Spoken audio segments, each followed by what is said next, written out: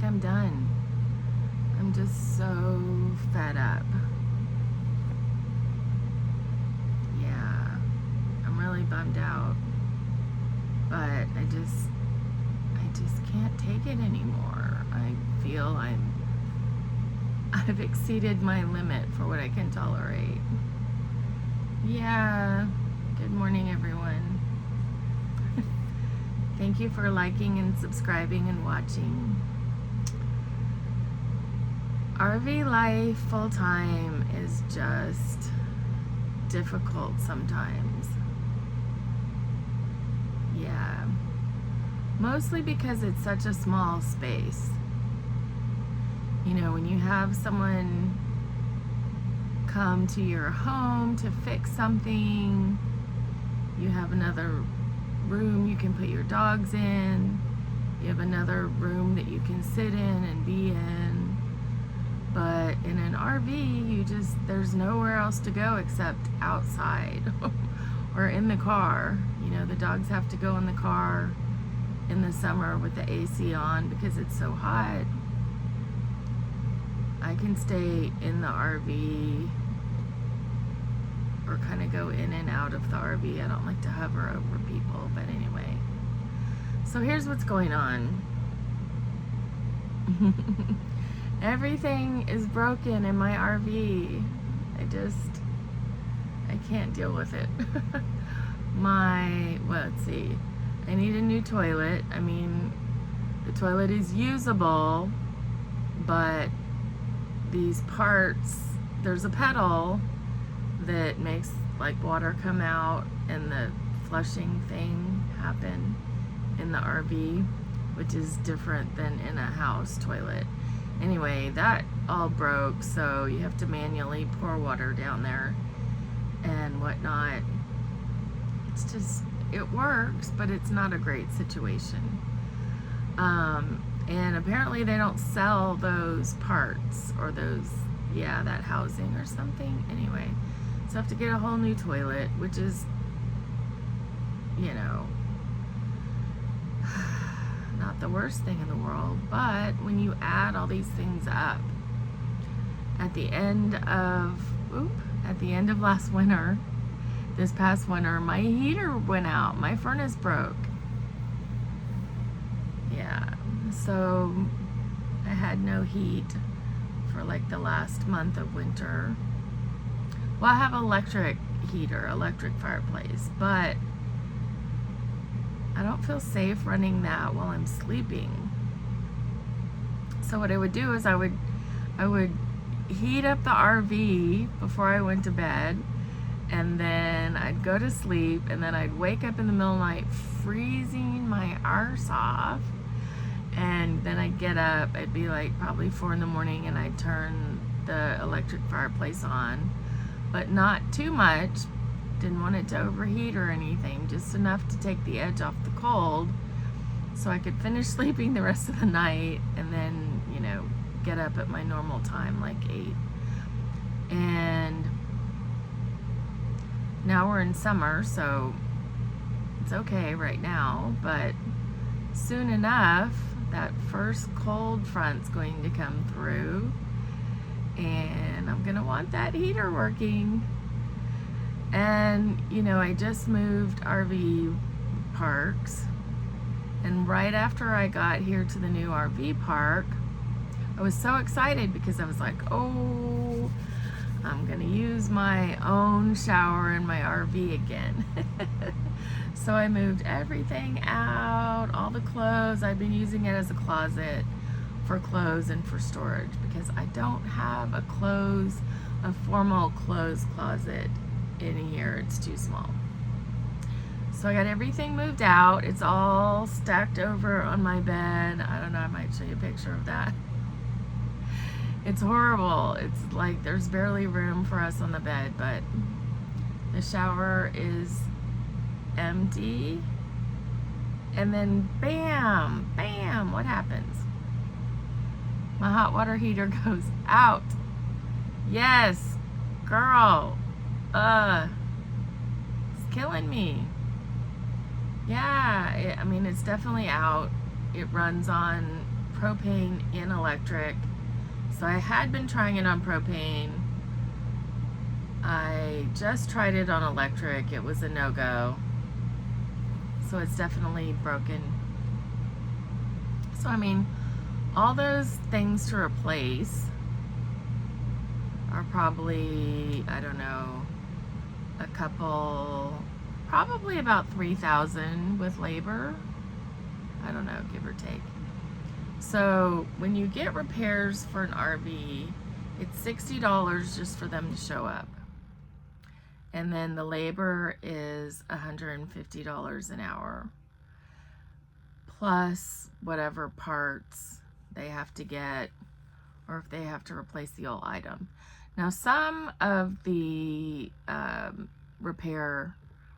repair people will let you sometimes order your own thing off of Amazon so that you save a little bit of money on the actual part. So that's helpful, but in the end it would probably be, yeah, $2,500 to $3,000 to replace all of those 3 things. Did I say 3 things? Yeah. The toilet, the furnace, and the hot water heater. And then there's maybe 1 or 2 little minor things as well, that if I were going to fix the big things, why not fix the little things? But my thinking, I don't know. I think I feel broken. I feel broken. RV life has broken me. Yeah. And I feel like I might need a break. I feel like I might not want to fix all that if I'm just going to sell my RV. Because here's what no one told me. Okay, listen closely. Listen closely if you want to full-time RV, okay? Because no one says this.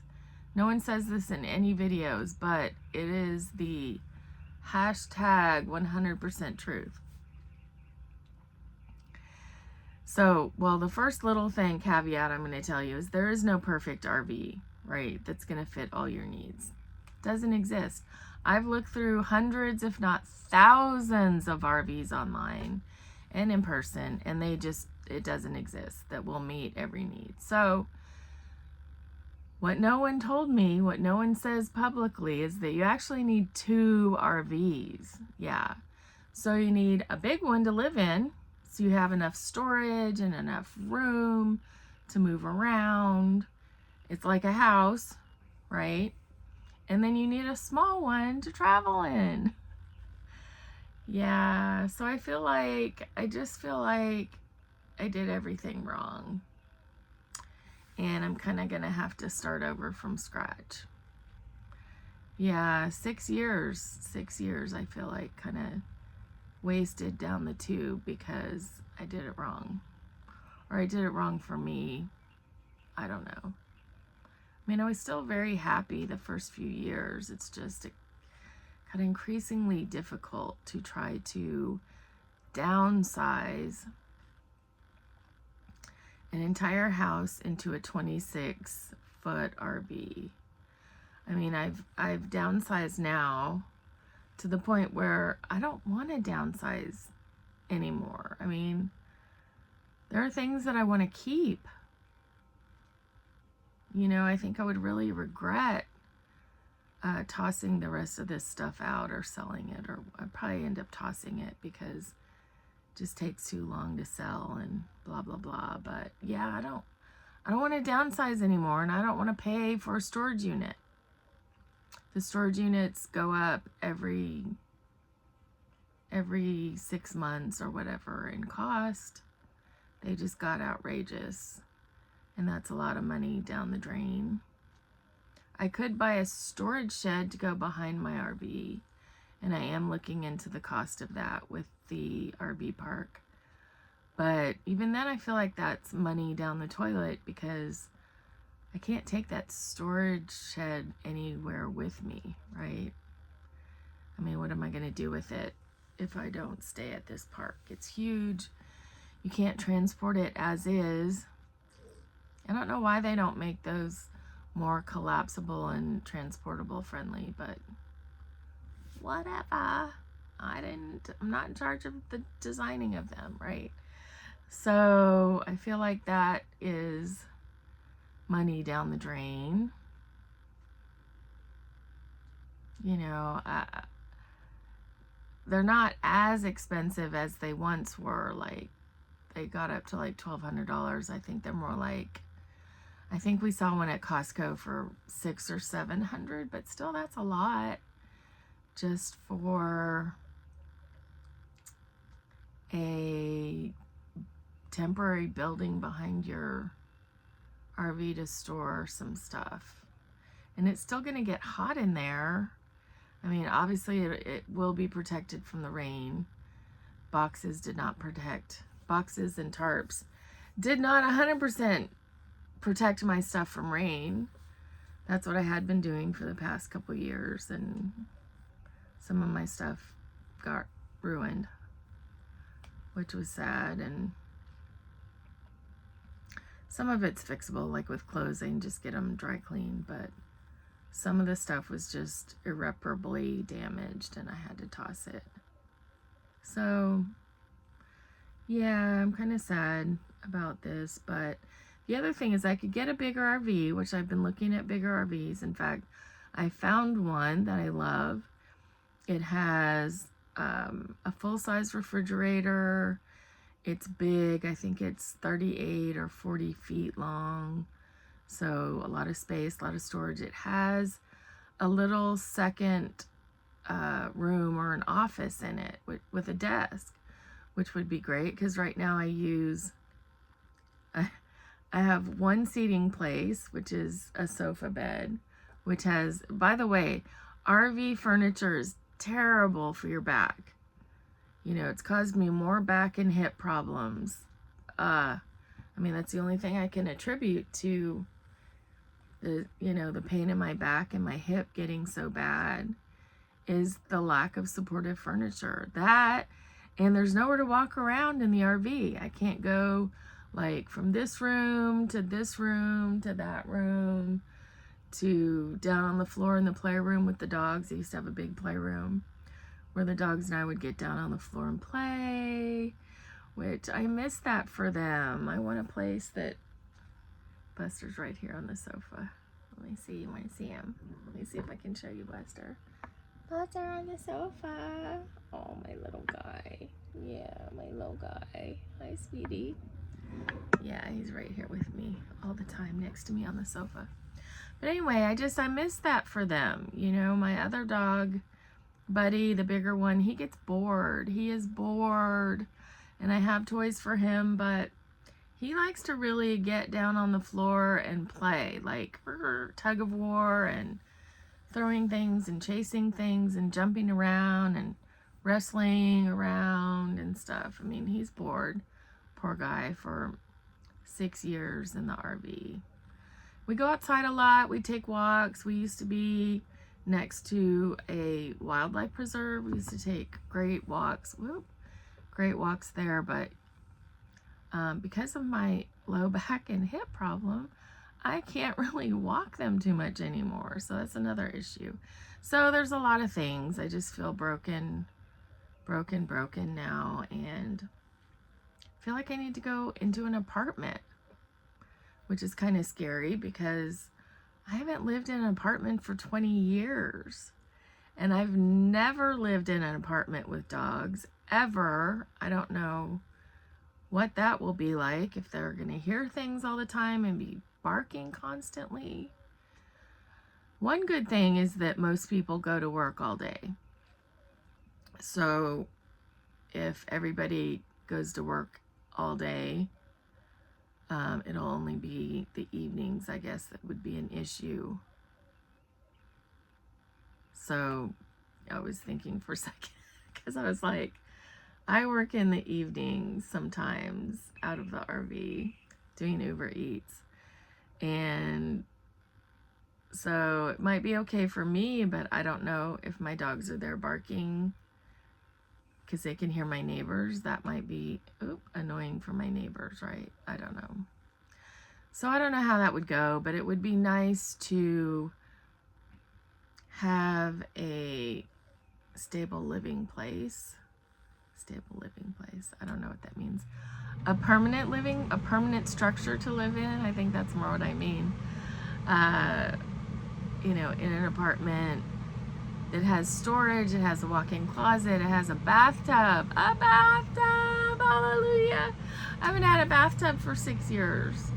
Yeah. I'd have to rent a hotel room with a bathtub to take a bath.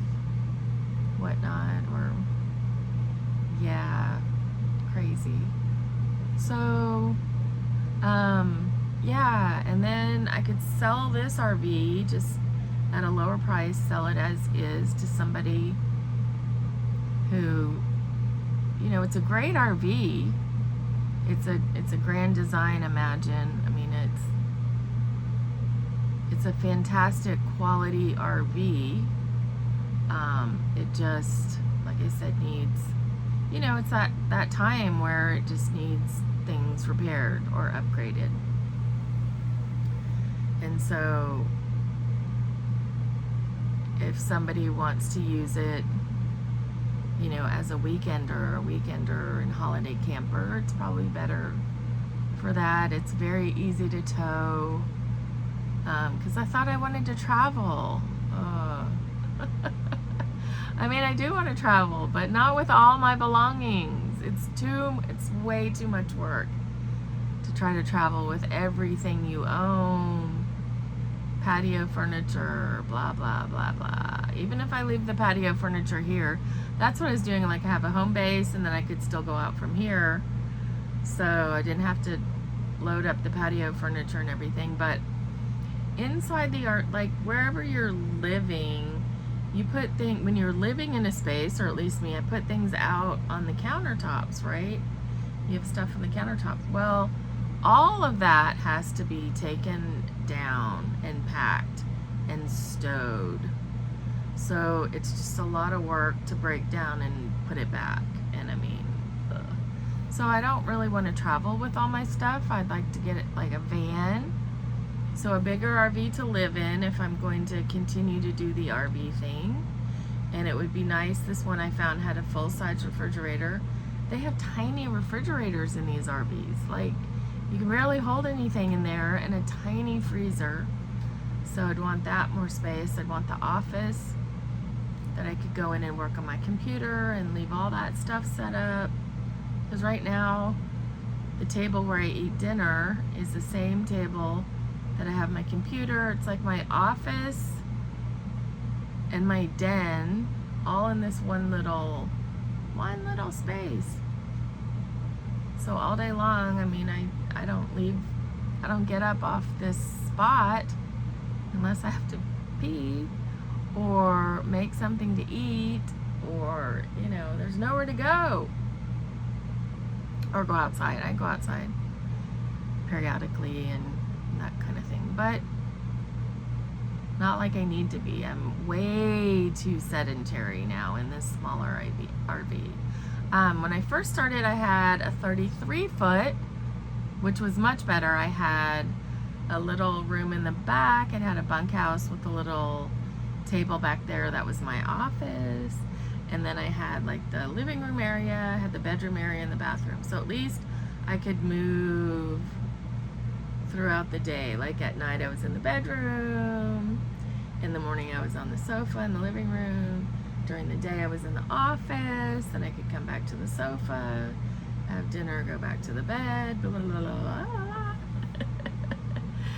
Yeah, it was a little better. The furniture though was still not good and not supportive, and so that's another thing. You need a more full-time friendly RV. If you're going to be in it full-time, you're going to have to think about that. Don't start screwing up your back and your hips so that you lose mobility later in life. So things to think about. I don't know. I mean, has anybody else gone from a house to back to an apartment, or an RV back to an apartment with dogs? How did you do it? What did you do? What was it like? I don't know. I want my dogs happy. don't want them less happy, you know. They'd have a patio. I guess I could put some sod there for them to go wee-wee and whatnot, and take them on short walks. Yeah. But anyway, that's where I am. I'm not going to move again right away because I just moved. But maybe this winter, maybe in the winter. I'm thinking about it. I'm looking online at apartments. I don't have furniture for an apartment anymore. I don't have a sofa. All the RV furniture is built in. You can't really take it out. Well, I wouldn't want to anyway. I don't want this sofa bed thing, but anyway. So I'd have to get a few pieces of furniture. Probably do some decorating because obviously apartments don't decorate. They don't have, that might be really old apartment too that I have to move into because I don't necessarily want a super expensive high-end apartment if I'm not going to stay there long, or just feel like I'm throwing money down the toilet again. I also, even if I get a bigger RV, one last thing, I'll wrap it up. I would want to sell this one first and probably save a little bit more money, put that money together because I'm not financing anything, not financing an RV. I own this one outright, so sell it, get the cash from this, build it up to get the cash for the one that I want, for a bigger one, and then buy the bigger one, da-da-da. So it might be nice to have a break in between to do that as well. Even if I just transitioned and maybe only stayed 15 months in an apartment. They have 15-month leases now. That just seems weird to me, but whatever. You get the lower rent cost if you get a longer lease. I would think it would be a year and a half, but 15 months, okay. whatever But then the other thing, you have to pay pet rent now, and then you have to pay non-refundable pet deposits, which at this one place it was $400 per dog. It's $800 down the toilet. So more things to think about, yada yada yada yada. And the saga continues. Dun dun dun. All right, stay tuned for the continuation and see if I do move into the apartment. I don't know. Right now I'm leaning towards probably yes, but we'll see. We'll see how it goes the next few months.